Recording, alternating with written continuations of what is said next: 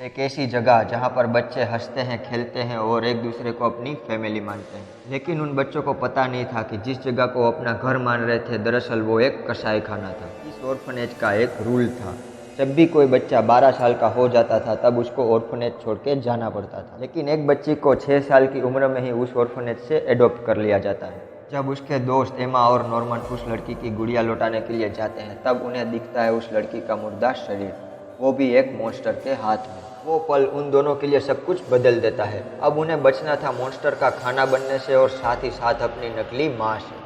ये कोई स्कूल नहीं बल्कि एक फार्म है जहाँ पर बच्चों को बड़ा किया जाता है मॉन्स्टर का खाना बनने के लिए। बच्चों का बचपन इनोसेंस से सर्वाइवल का सफ़र बन जाता है। अब क्या कभी नॉर्मन, एमा और रे इस जेल से भाग पाएंगे या नहीं भाग पाएंगे, या वो लोग भी एक एज के बाद उन मॉन्स्टर का खाना बन जाएंगे? और अगर आपको इन सभी सवालों के जवाब जानने हैं तो आपको इस एनीमे सीरीज को ज़रूर देखना है। अगर आपको इस एनीमे को देखना है तो इस एनीमे का नाम है द प्रॉमिस्ड नेवरलैंड।